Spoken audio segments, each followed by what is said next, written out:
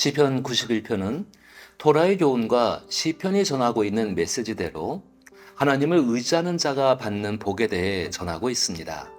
시편 90편에서는 고난 가운데 구원을 기다리는 한 인간의 연약한 모습을 연수가 짧고 한낮 아침에 펴서 저녁에 지는 풀 한 포기와 같이 덧없고 유한한 존재로 묘사했다면, 시편 91편에서는 하나님의 돌보심 아래 장수하는 것과 구원받음에 대해 확신하며 그것을 하나님의 약속으로 확신하며 찬양하고 있는 모습으로 전환됩니다. 이 찬양은 아직 오지 않았지만 약속을 이미 받은 확신으로 찬양하는 모습입니다. 이렇게 시편 90편에 이어 91편은 시편 제3권에서 미해결된 문제가 여전히 그대로 이어지고 있지만 회복과 희망의 가능성을 내포하는 시편 제4권의 서론이 되는 시로 150편의 모음집을 읽고 있는 신앙의 순례자들에게 자신감을 불어넣어주고 용기를 주는 축복시입니다. 본문을 통해 더욱 구체적으로 살펴봅니다.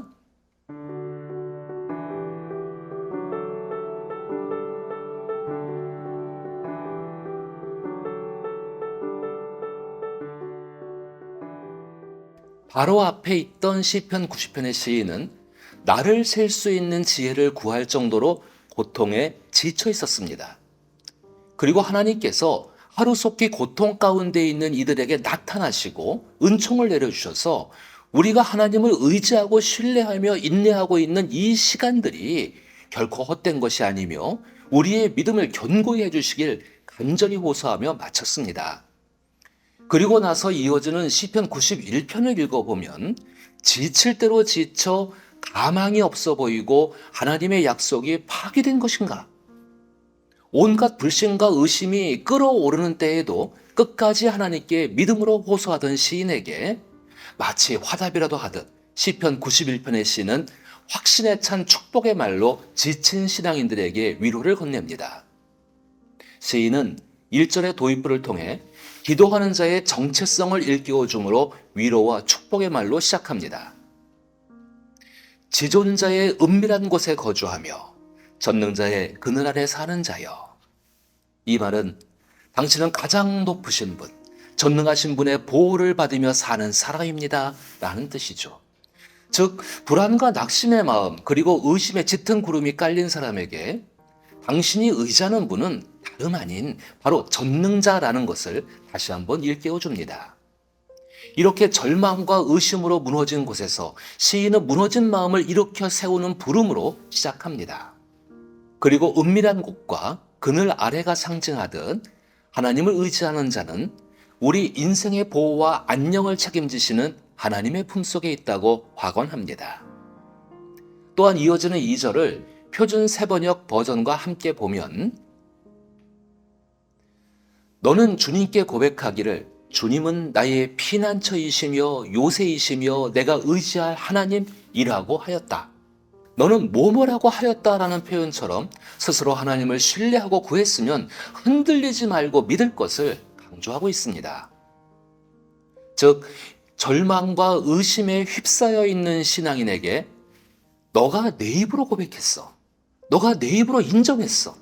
너가 하나님을 피난처로 생각했고 너가 하나님을 의지할 뿐이라고 생각했다는 것이지요. 이렇게 시인은 정말 너가 하나님을 의지할 뿐이라고 고백했다면 이제 봐봐. 하나님께서 이렇게 응답해 주실 거야 라는 확신과 축복의 말을 절망과 낙심에 넘어져 있는 신앙인에게 들려주고 있습니다. 이 확신과 축복은 이제 3절부터 구체적으로 이어집니다. 우리는 이 부분을 읽을 때 이스라엘이 처했던 전쟁의 공포, 그리고 이스라엘 민족의 패망의 역사, 그리고 포록이라는 정황 등 그 시대적 상황에 맞게 쓰여진 시적 언어를 이해하면서 오늘날 우리 일상의 언어로 읽어낼 필요가 있습니다. 3절부터 묘사된 구체적인 상황들은 모두 생사가 오가는 치열한 전쟁터 한복판을 연상케 합니다. 먼저 3절과 4절을 보면 사냥꾼의 올무, 심한 전염병, 즉 알지 못하는 함정, 걸리면 속절없이 죽어야 하는 치명적인 위협에서 그가 너를 건지시는 분임을 말합니다. 올무나 전염병은 막다뜨리기 전까지는 알 수 없는 숨겨진 일들입니다. 이처럼 우리에게 찾아오는 고통의 순간은 늘 예고 없이 찾아오죠.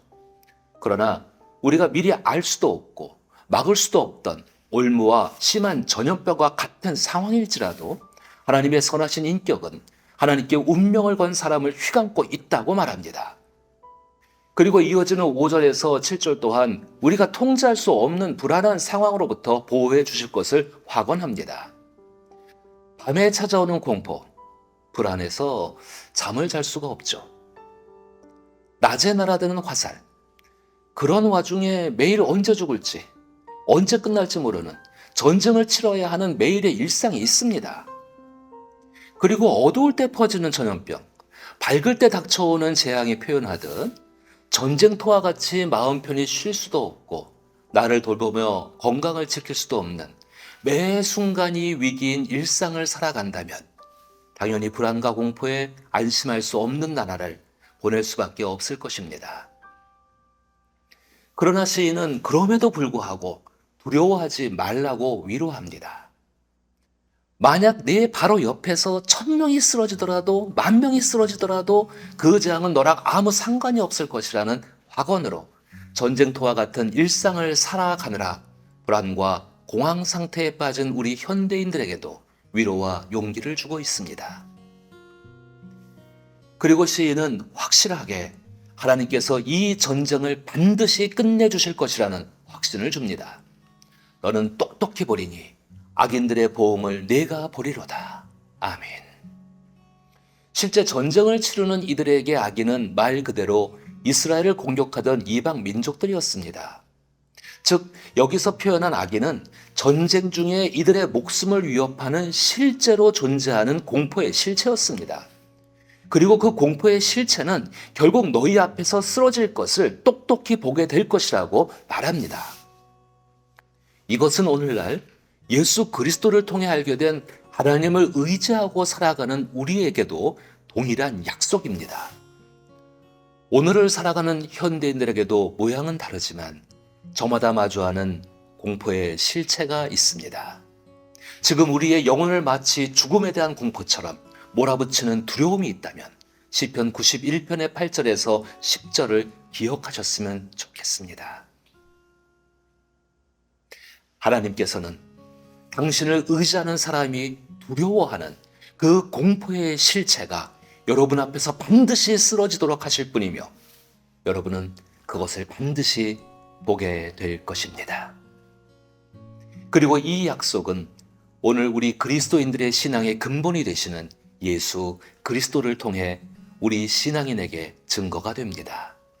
특히 11절과 12절의 말씀은 복음서에서 예수께서 광야에서 40일 동안 사탄에게 시험을 받으셨을 때 겪으신 두 번째 시험에 인용된 말씀이기도 합니다. 마태복음 4장 6절을 보면 사탄이 예수님을 시험하기 위해 내가 만일 하나님의 아들이어듯 뛰어내리라 기록되었으되 그가 너를 위하여 그의 사자들을 명하시리니 그들이 손으로 너를 받들어 바리돌에 부딪히지 않게 하리로다 하였느니라 라고 미혹합니다. 이 말씀은 시편 91편 11절과 12절을 인용하였지만 이 말씀으로 시험 받으신 예수님은 그 자리에서 주 너희 하나님을 시험하지 말라고 그 미혹을 뿌리치십니다. 우리는 이 예수의 일화를 통해 시편 91편 11절에서 12절의 말씀의 참뜻을 왜곡하여 해석하는 것을 주의해야 함을 알게 됩니다. 이 말씀은 하나님을 의지하며 살아가는 신앙인들에게도 어떤 고난도 없을 것이라는 말이 절대 아닙니다. 오히려 걸려 넘어질 돌들이 많은 길 가운데 서 있을지라도 하나님께서는 우리가 넘어지지 않게 우리의 손을 꼭 붙들어 주셔서 고난 가운데서도 능히 이길 수 있는 힘을 주신다는 말씀입니다. 실제로 예수님의 삶을 보면 예수님은 시편 91편 13절과 14절의 말씀과 같은 삶을 사셨습니다. 예수님의 가르침과 교훈을 못마땅해 하던 당시 지배 세력들은 13절의 사자와 독사, 뱀과 같은 존재였죠. 결국 이들은 예수님을 십자가 처형으로 죽게 만드는 악행을 저질렀지만 14절의 말씀처럼 하나님은 예수님을 사랑하셔서 부활하게 하셨으며 예수님을 본 자가 곧 하나님을 본 자와 같다는 요한복음의 말씀처럼 예수님을 하나님과 같은 분으로 높여주셨습니다. 우리는 이렇게 예수 그리스도를 통해 하나님을 보게 되었으며 예수 그리스도를 통해 하나님을 의지할 수 있는 복을 누리게 되었습니다. 그 복은 시편 91편 15절과 16절의 말씀처럼 우리가 하나님께 간구할 때 하나님께서 응답하신다는 복입니다. 그리고 두 번째는 우리가 환난을 당할 때에 하나님께서 우리와 함께 하시며 우리를 건져주신다는 복입니다. 그리고 세 번째는 우리를 장수하게 하셔서 우리를 만족하게 하시며 하나님의 구원을 우리에게 보여주신다는 약속입니다. 여기서 장수는 말 그대로 우리의 연수를 길게 해주시는 복일 수도 있지만 시편 91편 배경이 되는 전쟁터, 즉 언제 죽을지 모르는 죽음의 공포 속에서 장수를 약속하신 것은 이들이 직면한 두려움의 실체와 반대되는 복으로 우리를 만족하게 하신다는 것입니다.